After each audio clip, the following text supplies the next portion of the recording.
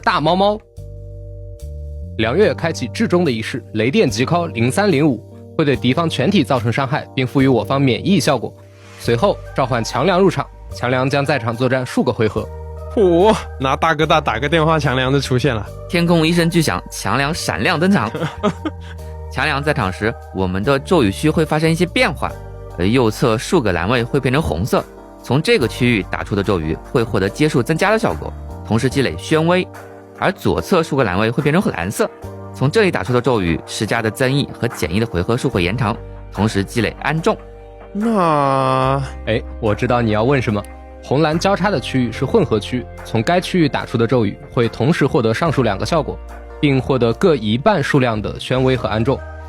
在梁月洞悉后，宣威、安重累积到一定数量时，强梁会额外释放80震慑。如果此时宣威的数量更多，则本次攻击的暴击率、暴击创伤都会基于宣威数量额外提高，且获得溢出暴击率转为暴击创伤的效果。如果安重的数量更多呢，则会基于安重的数量赋予敌方中毒、燃烧，并根据中毒和燃烧分别提高造成的伤害和穿透率。当然，宣威和安重一样多时，梁月能获得神行，来加速下一次强梁释放80震慑的出手。每次强梁行动结束后，都将赋予我方驱力来降低受到的伤害。在强梁离场后，剩余未消耗的神行也将转化为这一生存类效果，赋予我方全体，而宣威、安重则会清空。梁月的神秘术驱碎在外，会造成单体的现实创伤，此次攻击的穿透率提升，还能使己方全体的驱力持续回合数增加。强梁在场时主动使用该咒语，可额外获得宣威。而职业人自然也要保护一方民众，神秘术手扶于内，可以使我方单体目标获得造成伤害提升和受到伤害降低的效果。持有该效果的友方在进行攻击或者受到攻击的时候，梁月都会追加使用一次驱碎在外。驱碎在回合结束时，还会对生命最低的目标额外释放一次。强梁在场时主动使用该咒语，能额外获得安重。我们就只管打牌，让大猫来解决问题。最后再来看一下梁月的洞悉效果吧。除了 Hey guys, in this video, I want to talk about Liang. She seems to have a lot of interesting mechanics that synergize with a lot of characters. So let us watch the video and go through what she actually does, and I will give you some of my analysis at the end of the video. So she has 2 incantation, 1 buff and 1 attack. So now here she buffs up to 2 and she does an attack. And we can see that when the enemy attack Fatu 2, she does a follow attack. Okay, so she has follow attack in her kit, which makes her pretty good unit with Fatu 2 and Flutter Page. So a quick disclaimer is that there might be some mistake because this is based on what I saw. Her number is not revealed yet. Anyway, her ultimate looks really cool. I really like this animation and it has a very interesting mechanics. Here the enemy, their characters are attacking the enemy, and here we can see that after Fatu 2 is attacked again, Yue does another follow-up attack. As for her ultimate, now you can see that the last 3 incantation has this red color, and this red is for the follow-up attack and rank up build, in my opinion. And this incantation, when we select them, they will be ranked up, making her good for Marcus and Mercuria's team. And now on the first 3 incantation is highlighted green, and this is mainly for poison and burn team. Okay, so any incantation that is used within this region, like a buff or debuff, they should have increased duration. So overall, the green one makes it good for J or Tuesday's team. Now that more incantation is used, so this region will merge. Right, as it gets closer, so it will merge. If we select an incantation within this merge region, we get both the buff, the green and the red buff. Depending on how many green buff or red buff we do, then Liang, the summon, will do a different attack. One attack is more of a damage, like focus on high damage. The others is for poison and burn. So the first incantation here is red. So we can see that on the right side that is special incantation, and it will get charged up by the incantation that we use. So red, green, depending on the region it was selected. So by the time it was fully charged, by the time it's fully charged, then Liang will do a mass attack. UX incantation, whether it's a buff or attack, it will have an additional charge. Attack, red charge, buff, green charge. Okay, so you can see that the enemy now is poisoned because just now it was triggering the green one, and it's the mass attack that poison and burns the enemy as well. And now in this another round, so the video actually showcased the raid attack. Okay, so they are going to use more incantation on the raid side. And do note that even ultimate will be affected as well. So if the ultimate is in the red zone, then it will give the red buff. If it's the green zone, then it will give the green buff. So you can see the first incantation there, or the charge there, is dual color. That's green and red there because it was in the merge region in the previous round, right? So it gets carried forward to the next round. Okay, and here we have the buff, so there's green, so double green, and then attack, which is red. So now it triggers the red because there is more red charges than green charges. Okay, the showcase, this is what they have to show, and from here I'm able to extract, at least this is how her kits function. But anyway, there's one thing here that I'm quite confused because the enemy is now attacking the party, and they're attacking Ju, but she does a follow-up attack. The buff is on Fatutu, so I'm not sure what's going on here.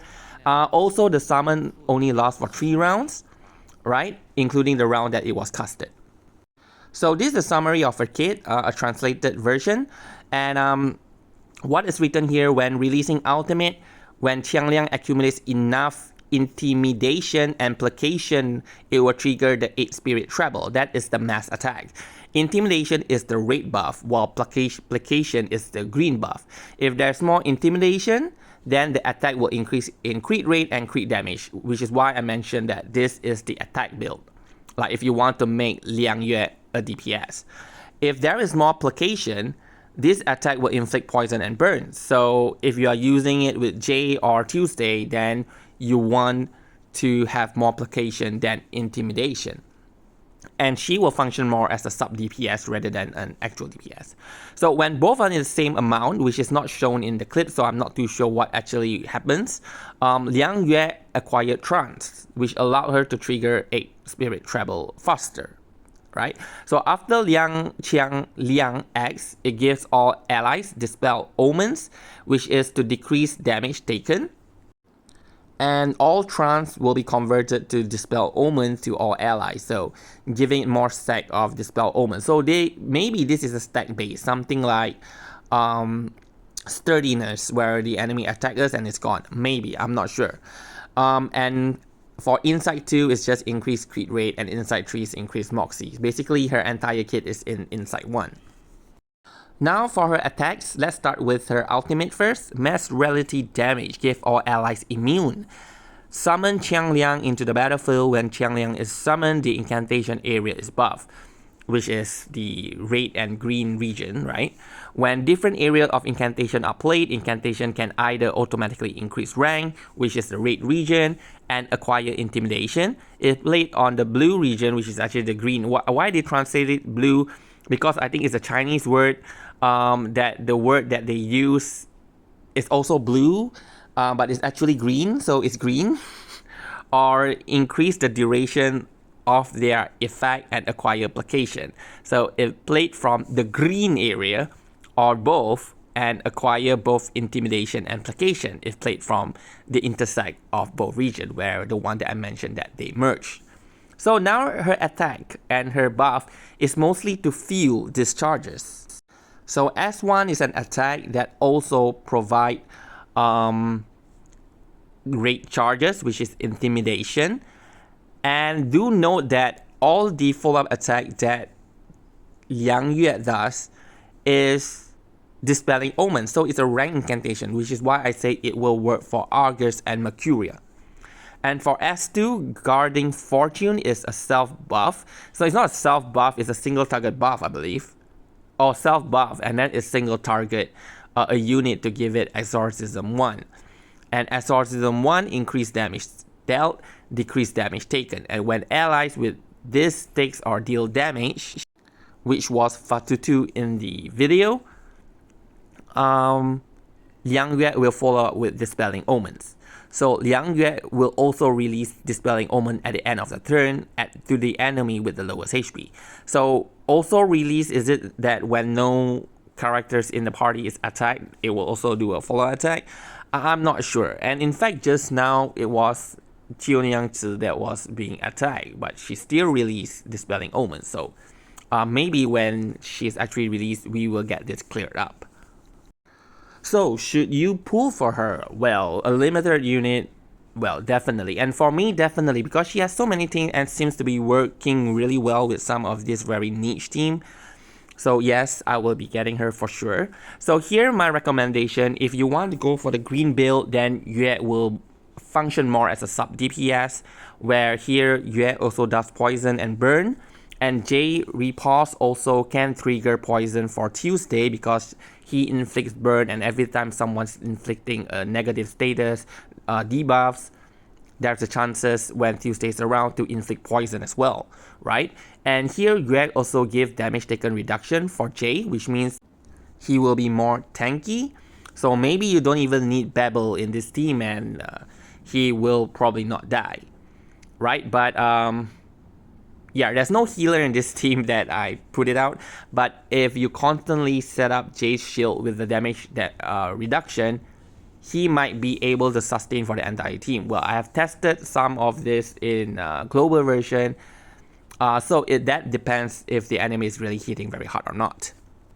And here lastly, from all the follow attack from Yue and also Jay doing repause, they will fuel Flutter page stacks, and in return Flutter page will give them more follow attack damage increase. Okay, so I do believe that she will also work well if like you remove Tuesday from this team and then you put another character in or a healer, or you remove Jay from this team and you want to focus more onto poison and like you put Sotheby in, or maybe Willow. Okay, and for Yue as DPS, so you want to go for the raid build. So raid build means you want to use more of the incantation on the raid side to trigger intimidation. And here follow-up attack team, right? Because she does follow-up attack. We do not know that the attack from Liang the summon is a follow-up attack or not. I do believe it should be.